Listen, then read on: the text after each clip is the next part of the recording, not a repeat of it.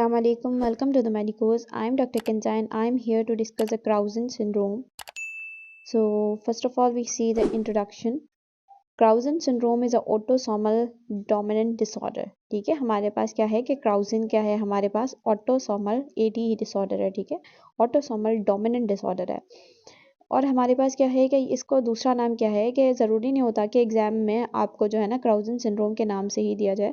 वहाँ पे कभी कभार क्रेनियोफेशियल डिस्टोसिस जो ऑप्शन में करेक्ट आंसर होता है, ऊपर फीचर्स दिए हुए होते हैं, नीचे आपके ऑप्शंस में क्राउज़न सिंड्रोम की जगह अगर क्रेनियोफेशियल डिस्टोसिस दिया हुआ हो तो ये ठीक है, दूसरा नाम है क्राउज़न सिंड्रोम का. इसमें बेसिकली होता क्या है कि हमारे पास जो स्कल और मैक्सिला के यूजुअली यही होता है कि स्कल और मैक्सिला के जो हमारे पास होते हैं ना सुचर्स, वो हमारे पास क्या है प्री मैच्योर, उनमें क्लोजर हो जाता है, वक्त से पहले ही वो क्लोज हो जाते हैं. ऑब्वियसली हमारे पास जो सुचर्स होते हैं, जो बच्चों में फ्रंटनल जिनको कहते हैं, वहाँ पर ग्रोथ होती है. ठीक है, तो जो ग्रोथ होती है तो ऑब्वियसली अगर ये है कि ये सुचर वक्त से पहले ही अगर बंद हो जाएंगे तो पेशेंट के जो हमारे पास क्या है स्ट्रक्चर्स ग्रो नहीं करेंगे. अब यहाँ पे देखें पिक्चर में है, ऊपर जो दिया हुआ है ये सिंपल हमारे पास क्या है कि डायमंड शेप देखें, ये ब्राउन कलर का ये स्पेस है. ठीक है, यहाँ पे हमारे पास ये स्विचर्स है ना अभी क्लोज नहीं हुए.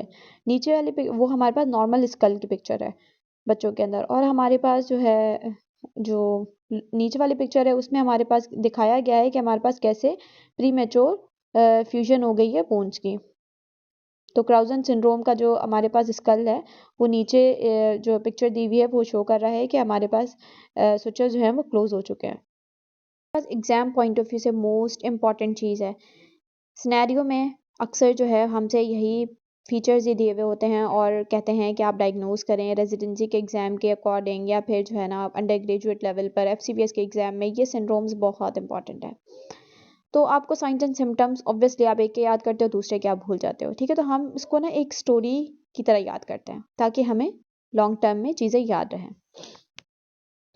अब क्या है कि याद रखें एक क्रूज़. ठीक है, क्रूज़ है, क्रूज़ में भी क्लासेस होती हैं, क्लास 1 2 3. ठीक है, ऊपर लेवल जैसे हमारे पास एरोप्लेन में इकोनॉमी क्लास और हमारे पास क्या होती है बिजनेस क्लास, वैसे ही हमारे पास क्रूजेस में क्लास है. ठीक है, हमारे पास एक क्रूज़ है क्लास 3 का क्रूज़. ठीक है, क्लास 3 का हमारे पास क्या है क्रूज़ है. उसमें हमारे पास एक बॉस है. बॉस हमारे पास क्या है, ऑब्वियसली बॉस है तो वो फ्रंट पे रहेगा. फ्रंट पे रहेगा ताकि सारी एक्टिविटीज़ पर उसकी नज़र रहे. ठीक है, उसकी सारी एक्टिविटीज़ पर नज़र रहे. Cruise stands for the Crouzon. Okay, और क्लास थ्री हमारे पास क्या है कि हमारे पास क्रूज क्लास 3 का था, तो क्लास 3 मैल अक्लूजन मिलती है हमें क्राउजिन सिंड्रोम के अंदर. और हमने क्या कहा कि वहाँ पे एक बॉस होता है जो फ्रंट पर रहता है, फ्रंट पे रह के सारी एक्टिविटीज़ को मॉनिटर करता है. तो फ्रंट पे रहता है, फ्रंटल बॉसिंग होती है. बॉस है ना, बॉस फ्रंट पे रहता है तो क्या होगी फ्रंटल बॉसिंग होती है. अब जाहिर सी बात है, बॉस है तो उसे हर चीज़ पर नज़र रखनी है ना, तो उसकी आंखें जो है ना हर वक्त बाहर निकली होती हैं, मतलब फटी होती हैं.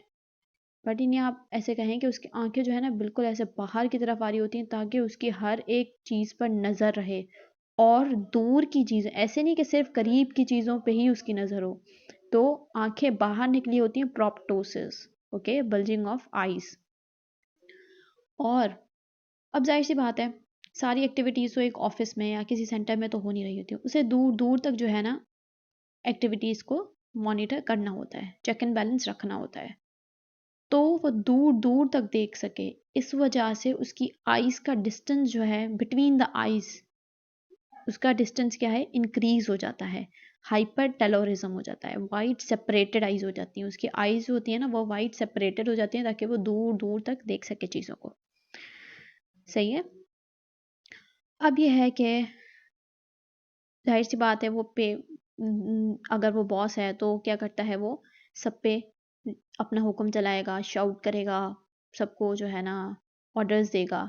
तो वो इतना बोलता है उसके पैलेट में होल हो जाता है, क्लेफ्ट बन जाता है. That is a cleft palate मिलता है हमें. ठीक है, हमें क्या मिलता है क्राउज़न के पेशेंट में क्लेफ्ट पैलेट मिलता है. और वो सारा दिन उसके मसले सुने, उसके मसले सुने, उसके मसले सुने, बेचारे का जो कान है ना वो ख़राब हो जाता है, उसकी हेयरिंग लॉस हो जाती है एंड ऑक्यूलर एबनॉर्मलिटीज़ हो जाती हैं, ठीक है। उसके कान में की हेयरिंग क्या हो जाती है, वो लॉस हो जाती है। फिर हमारे पास आ जाता है ब्रेक्योसेफेलिक, वो दिमाग का छोटा होता है, ठीक है। जितनी बड़ी पोस्ट होती है ना उतना वो जहनी तौर पे क्या है, छोटा होता है। तो इसमें हमारे पास क्या होगा, ब्रेक्योसेफेलिक, शॉर्ट स्कल, छोटा स्कल होगा। या फिर अगर ऐसे आपको याद निमोनिक में वैसे भी तो याद करें ना, प्री मेच्योर स्कल की फ्यूजन हो गई है, ठीक है। तो क्या हुआ हमारे पास, स्कल छोटा रह जाएगा, ग्रोथ नहीं करेगा, सुचर्स ही बंद हो गए। अब स्टोरी में एक बार दोबारा से रिपीट कर देती हूँ, ठीक है। हमारे पास एक क्या है, क्रूज़ है। क्रूज़ में क्लास 3 का क्रूज़ है। क्लास 3 हमारे पास क्रूज़ है, उसमें हमारे पास एक बॉस है जो फ्रंट पे रह रहकर हमारे पास एक्टिविटीज़ को मॉनिटर कर रहा होता है। मॉनिटर करने के लिए उसकी आंखें जो है ना वो बाहर निकल आती हैं ताकि कहीं चूक ना हो जाए, ठीक है। हर एक चीज़ पर उसकी नज़र हो, तो उसे प्रोप्टोसिस हो जाता है। और दूर दूर तक देखने के लिए उसकी आइज़ में वाइट सेपरेशन हो जाती है, ठीक है, जिसमें हाइपर टेलोरिज्म मिलता है। अब वो क्या करता है, लोगों की इतनी बातें सुनता है, उसके मसले सुने, ये मसले सुन लिए, ठीक है, तो उसकी हेयरिंग लॉस हो जाती है या फिर उसको ऑक्यूलर एबनॉर्मलिटीज़ मिलती हैं। और जाहिर सी बात है वो अगर दूसरों पे क्या करता है, बहुत ही ज़्यादा हुक्म वगैरह चला रहा है, तो उसमें क्या होगा, चीखेगा, चिल्लाएगा, तो उसके क्लेफ्ट बन जाता है पैलेट के अंदर, ठीक है। मिड फेस डेफिशिएंसी मिल गई और ब्रेक्योसेफेलिक उसका क्या होता है, सर छोटा होता है। अब जाहिर सी से होपफुली जो है ना सारी हमारे पास क्या है, सारे साइंस एंड सिम्टम्स हमने एक स्टोरी के थ्रू याद कर लिए हैं। अगर जो है ना इफ़ इट इज़ कन्वीनियंट, तो अगर आपको याद नहीं रहता तो आप एक बार ये स्टोरी लिख लेना, ठीक है। तो आपको जो है ना अच्छे से याद रह जाएगी इंशाल्लाह। इससे जो है ना आप भूलेंगे नहीं कि क्या जो है ना साइंस एंड सिम्टम्स थे क्राउजन के। So the treatment of the Crouzon, हम ट्रीटमेंट क्या होता है, बेसिकली इसका सर्जिकल ट्रीटमेंट ही होता है। ऑब्वियसली स्विचेस बंद हो गए हैं तो आपने क्या है, सर्जिकल ट्रीटमेंट ही करना है। लेकिन कह रहा है कि डिटेक्शन और करेक्शन जो है ना अगर 1 साल से पहले हो तो ही जो है ना प्रोग्नोसिस उसकी जो है ना अच्छी होती है। ऑब्वियसली अब ये है कि बच्चा जो है ना बहुत ज़्यादा ग्रो कर गया है, 7-8 साल का बच्चा आ गया, अब क्या उसका क्या ही ट्रीटमेंट होगा ना इतना अच्छे सा, तो उसका प्रोग्नोसिस अच्छा नहीं होना। तो ये कह रहा है कि 1 साल से पहले अगर हमारे पास डिटेक्शन और करेक्शन हो जाए तो उसका क्या होता है, इम्प्रूव प्रोग्नोसिस। इसमें हम क्या करते हैं, क्रेनियल वॉल्ट की हमारे हम क्या करते हैं, रीमॉडलिंग कर रहे होते हैं। रीमॉडलिंग करते हैं किसकी, क्रेनियल वॉल्ट की। So this is for today. अगर आपको लेक्चर पसंद आए हो तो kindly do subscribe, like and share. Thank you.